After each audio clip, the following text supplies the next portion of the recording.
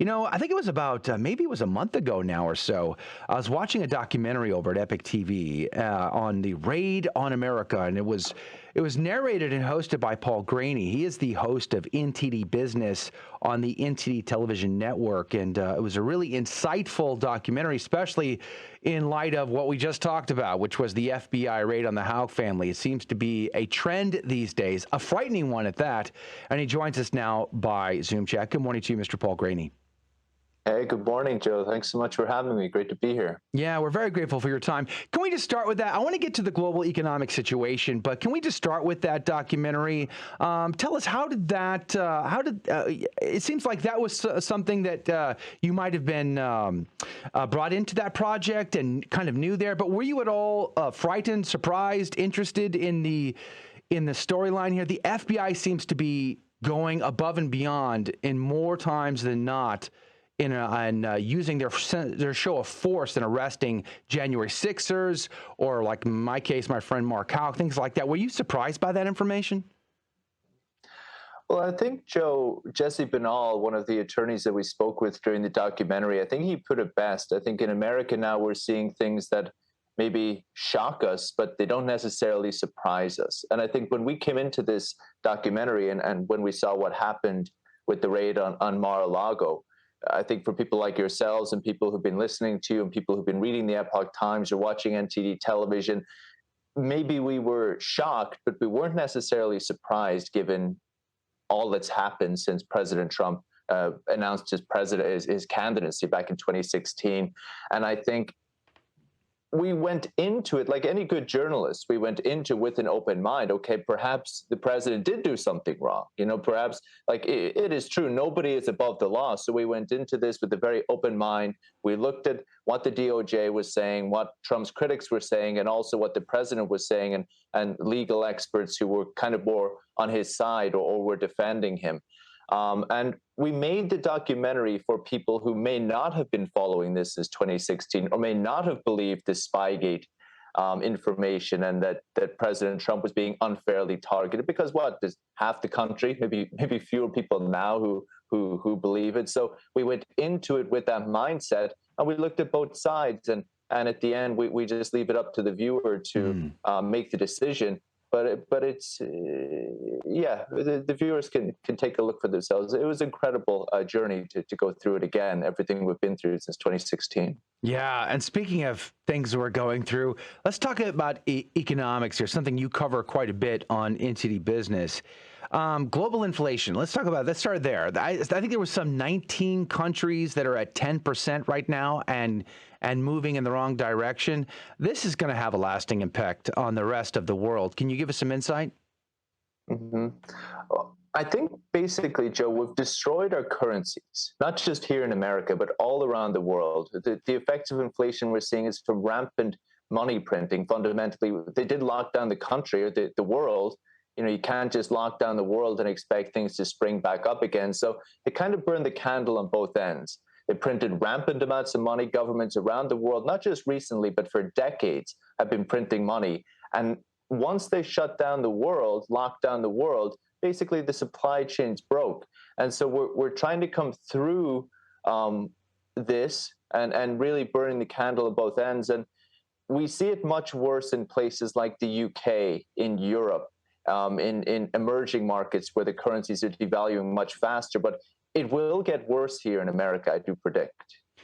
But I think you just mentioned places where it's going to have a bigger impact in like third world countries. They're going to suffer far faster than we are. We're already seeing, even on the, not economics, but even on the food level, the food shortages that have been as a result to supply chain problems, crop yield problems, and the Ukraine issue. We've seen people starving in places like Afghanistan, parts of Africa. I mean, it's kind of a global crisis. But do you see that the way in which these governments are handling this crisis, are they making proper steps? Are they actually addressing this? Or is printing money continuing to further aggravate the problem? I think so. It seems to be what the governments have turned to, especially since 2008. A lot of this happened during the great financial crisis. Okay, we have a financial crisis. What do? Do we let the banks go bust? Do we let the businesses go bust? Which really, we call ourselves capitalist, right? Like we should let things go bust when things aren't good, right? Clear it out and make space for new, fresh, good things that actually work, people want, but we didn't. We bailed out the banks, we bailed out the businesses, and we got hooked on that. Even the government got hooked on it. It's very easy, right? Okay, people are failing. We don't want people to lose their jobs. Just give them money. We don't want these businesses who are maybe donating to us or whatever. We don't want to fall out of favor with them. Just bail them out.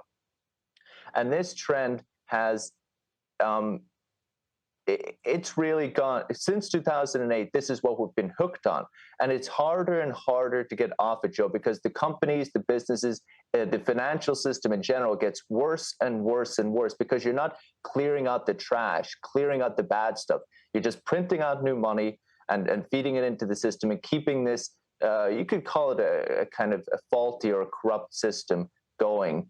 And I think that is a big part for the currency system and the banking system. And on the food shortages you mentioned, it's terrible. I think what's happening is terrible. And we can also talk about the green policies, which are affecting energy and affecting all of this farm and agricultural shortage as well. Mr. Greaney, this is Rudy Carlos here. And, I think as Americans, we think of economic collapse from the perspective of, say, the 2008 economic situation or other examples. But I'm wondering, since we're talking about a global scale, has there been a collapse of that magnitude in different countries of the world, kind of like what we experienced here in 2008? I think 2008, because we printed so much money, it was relatively subdued. Look, a lot of people lost the money, a lot of people lost value of their homes. But like if you look back to something like the Great Depression, we didn't do that. And look, things were bad, things were worse for longer, but we got through it and the country was stronger. We went through a period of great growth and great prosperity. Other than that, you look at somewhere like Argentina, you look at somewhere like Venezuela, who just printed money continuously to get themselves out of problems. Eventually, the currency will decline. Eventually, people will say, government, I don't want your money anymore. Nobody will accept your money anymore. We're going to do something else. We'll go onto the black market. We'll trade in gold. We'll barter. And that's what we're seeing in places like Venezuela. We're seeing in places like Argentina. And I think as America, as the world's reserve currency, is kind of this trendy term, a trendy way to put it, we can postpone it for a certain amount of time. But we're kind of seeing the dominoes fall around us. We're seeing the UK pound falling, the yen falling, the euro falling, all the emerging market currencies falling. And eventually it will come and get us in the United States as well, if we continue on the road we're going. Let's go back to the energy crisis for a second, Paul. Of course, we know the pipelines got sabotaged last week. And we even discussed that as it's still a mystery as to who's responsible. Was it the Russians? Was it somebody else? Who knows? We don't know. But nonetheless, the situation in Europe is getting very critical. In fact, there was reports that people all over Europe were trying to find wood stoves, trying to find wood supplies, just to try to stay warm this winter because their energy prices have gone up 500%. This doesn't seem at all sustainable. This seems like one more thing on the pile that could create something very, very serious between the economics, between the energy, between the threat of nuclear war. How do you see it? I'll tell you something interesting. We ran a story yesterday, and you would think the Europeans, with like you mentioned, the energy crisis, the food crisis, everything that they're facing, you think they might say, well, maybe we'll go back to fossil fuels for a little while. Maybe we'll rethink this while we try and figure out how we're going to replace our Russian imports. But the German government, German company who are approved by the government and supported by the government, came out and said, we're still phasing out fossil fuels. In fact, we're going to speed it up. We're going to phase out our coal processing plants by 2030. We hear this year a lot, 2030. Insane. It's insane. It's really, really insane. And even during I don't know if these politicians have ever been involved in business or anything or done any negotiations, but even when the war first started, they were telling Russia, okay, they were telling the world, they weren't speaking to Russia. They ignored any diplomacy or anything with Russia. They were just telling the world what they were planning. And they were saying, we're going to cut off Russian oil. We're going to cut it off immediately as fast as possible. But we're not going to cut off the gas because we need Russian gas for a certain number of years. And I'm thinking, okay, I'm Vladimir Putin. And these people are telling the world, okay, we're going to cut off Russian oil, but we need the Russian gas, okay? But we're going to cut off oil. We're being the tough men. Like, I wasn't surprised in the least when Putin said, okay, we're not going to send you so much gas anymore, right? And so these people and these politicians, I don't think they have much common sense. And that's putting it diplomatic, in a diplomatic way. They're really not doing well by the European people. To be focused on something like climate change at the moment, and to be focused on all the different things that they're focused on, and not focused on, you, like you said, heating people's homes, getting people fed, and getting them through this, what's going to be an incredibly harsh winter for the Europeans. To that point, what's concerning to me, and I was having this discussion yesterday with a friend of mine, that if this is the case, that we have an energy crisis across Europe, and maybe, hopefully not in the U.S., but probably maybe that as well, that's going to cause unrest among the people.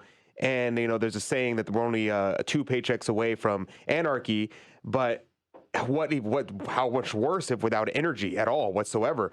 So what do you think the result will be if this turns out to be a very cold winter for Europe? What will the populace do?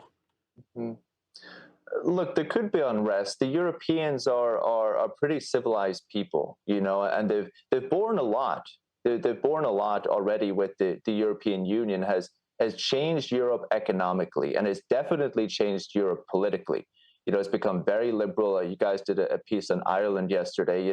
Ireland has changed so much in the past 10, 15 years. It's just been incredible. And I think a lot of it can be put on a good friend of mine from Ireland. He spends a lot of time here, very successful business person. And he was involved in politics for a long time in Ireland. And he supports the European Union. He's a very conservative guy. He's a very religious guy, very strong faith, but he supported the European Union. He saw its pros. But he was always asking the politicians there, what are European values? You guys keep talking about European values. What are you talking about? And then over time, he realized, oh, you're talking about these modern, liberal, progressive values. This is what you mean. He said, I don't support this. I don't believe in this, right? And the point I will make is we're seeing that change already politically. We look at Giorgia Meloni, the kind of Christian conservative lady who's going to be the new prime minister of Italy. Even we look at Sweden coming up. It looks like they may elect a right-wing government, a conservative government, which for Sweden would be just incredible. So I think in the long term, you could see a lot of populism. You could see a more conservative government. In the short term, the Europeans are good people, and I feel even if you look at somewhere like Ireland, they're docile to the point of maybe even being naive, but that may save any kind of violent unrest. This is what I would hope. Look, I'm trying to be optimistic. No, that's good. I think because my concern was the idea that, just looking in history, a lot of wars are fought over resources, and people are all focusing in on Russia and Ukraine, and that causing a World War III. But now that we see this energy crisis, I'm concerned that we may have renewed wars over resources that we really haven't seen in the West for a very long time. Yes, absolutely. I don't know what armies Europe has to fight anymore, unless they're going to send the U.S. Army to do their bidding, which could happen. But look, we're at a really, really strange and tense time around the world, whether we're talking about war, whether we're talking about the economy, whether we're talking about energy, inflation, and even what we were talking about with the institutions here in America and the institutions around the world. It seems that trust is eroding, and who knows what will happen next. We can only pray and hope that things will go well. Yeah. Oh, so there was also OPEC cutting oil, and the UK's efforts to cut taxes didn't seem to go so well there, and their bond market is not doing great. So it's very interesting to see what's going to happen in Europe, of course. But with about 5 minutes left in our conversation, let's turn to the United States here. The job market is still lots of available work to be had, but I guess not enough people to fill those spots. Historic debt, not something we should be proud of. I think it was, $31 trillion and counting. Why would our government continue to print money on demand, sending billions overseas to the Ukraine situation, while we have growing inflation, $5,500 per household just this year in inflation extra cost? It seems rather insane to me, but something you said earlier, it's like these people have no sense whatsoever. I think so, Joe, and I'll use the UK as an example, like you brought up. So the UK government, the new one, wanted to come in and cut taxes. Look, we'd all love a break from taxes, right? Our income taxes here in America, corporate taxes, would love a break from, because it holds back growth. It holds us back, and it will reduce us to stagnation. We could hit stagflation here in the United States. High inflation, stagnant economic growth, and a lot of it is down to high regulations, high taxes, and insane government printing.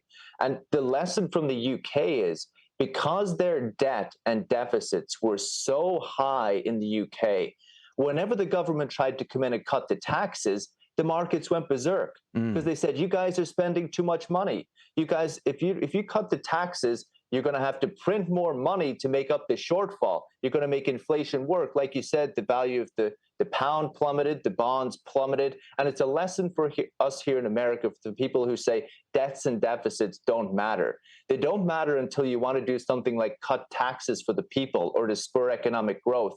And then the markets say, well, if you're going to cut taxes, you don't have the revenue to bring in. You're going to have to print more money, and inflation is have to go even higher, and the markets go berserk. And you have this complete breakdown. It was a panic in the UK, an absolute panic. So it was just incredible. So the debts and deficits here, like you said, the government is just completely irresponsible. But if completely irresponsible. Here in the United States, we have it's 7% right now, I think, and going up. But they can't go like I was talking about this with somebody yesterday. We can't go back to Jimmy Carter day kind of inflation because of the way they print money now versus the way they did it then. At some point, it becomes like totally destructive. Because we're having a hard time selling our debt now on the world stage. Less and less countries are buying our debt because our dollar is devaluing by the day. Do you see a time when that U.S. dollar world standard starts to switch? I know Russia, Iran, China are all pushing for another standard on the world stage. Do you see that actually happening? The simple answer is yes, and that will be a serious day for America, because the US dollar is actually America's most powerful weapon. Because they are the world's reserve currency, every government, everybody in the world wants US dollars. The US government is the only person who can print dollars, and that is one of their strongest diplomatic weapons. Probably take a little bit longer to go into it, but yes, if we keep acting irresponsibly, people won't want our dollars anymore. And if people don't want our dollars, we will lose massive influence politically around the world. Is it possible to reverse this?